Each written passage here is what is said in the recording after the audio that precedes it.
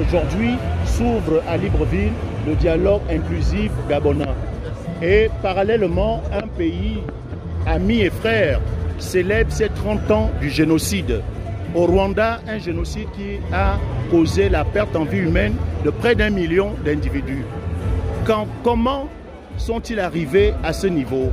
Ça a été l'incompréhension, les gens ne se parlaient plus, la haine habitait dans les cœurs. Donc aujourd'hui, nous devons absolument nous parler. Nous devons nous écouter afin de pouvoir nous pardonner. Parce qu'aujourd'hui, ne le cachons pas, ne nous cachons pas du soleil avec un doigt. Il y a eu tant d'injustices dans ce pays, des vies brisées, des carrières brisées, des rêves brisés, des foyers brisés. Il faut réconcilier toute cette composante de la nation gabonaise.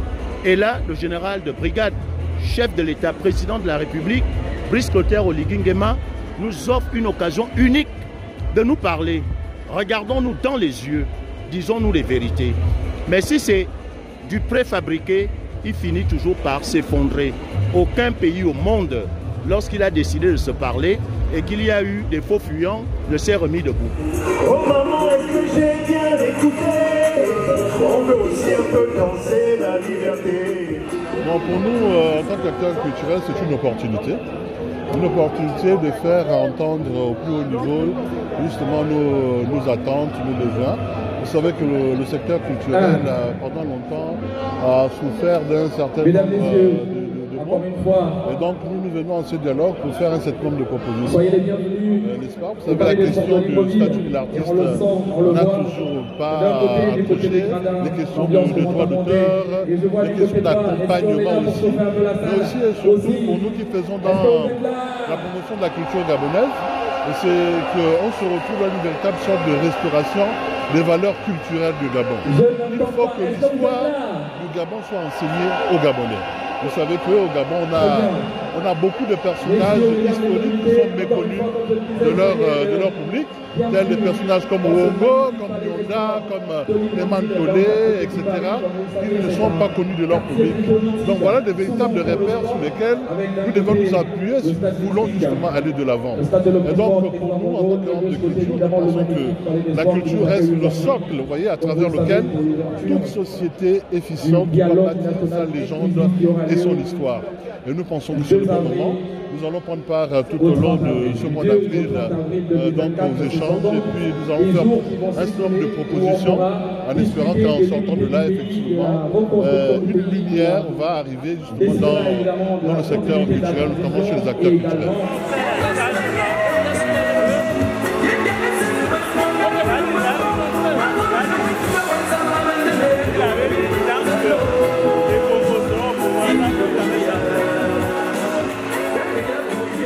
Moi, qui 6 années durant a souffert dans ma chair, je dois pouvoir regarder mon bourreau et lui dire je te pardonne. Et lui également doit pouvoir vivre en confiance qu'il n'y aura pas un règlement de compte. Et Omar Bongo disait une phrase. Il disait, on peut tout faire avec une baïonnette sauf s'asseoir dessus.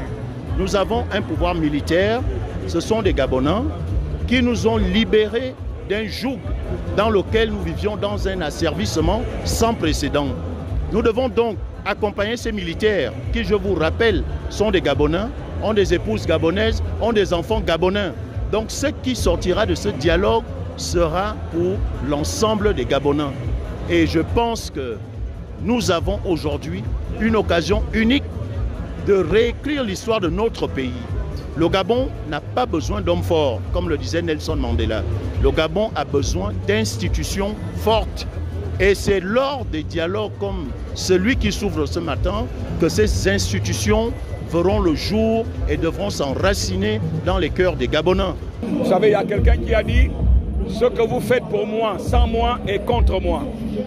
La particularité de ce dialogue national inclusif, c'est qu'il est moins politique. Il permet aux citoyens gabonais, aux Gabonais de se retrouver avec le Gabonais pour traiter les problèmes gabonais.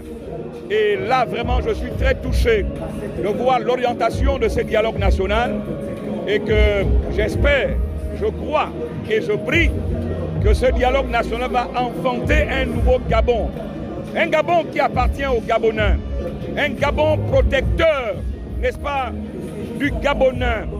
Voyez-vous, un Américain dans n'importe quel pays au monde, rien ne peut lui arriver sans la réaction de sa nation.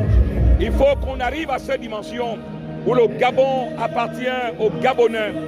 Et en tant qu'homme de Dieu, nous allons influencer, nous allons éclairer afin que le Gabon ne soit plus un gâteau qui est partagé par les hommes politiques, mais le Gabon est une nation qui appartient à ses citoyens.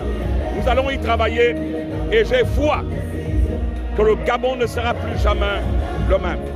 Que ceux qui n'ont pas été invités spécialement à débattre sachent qu'ils seront représentés par des Gabonais qui diront ce qu'eux également auraient voulu dire.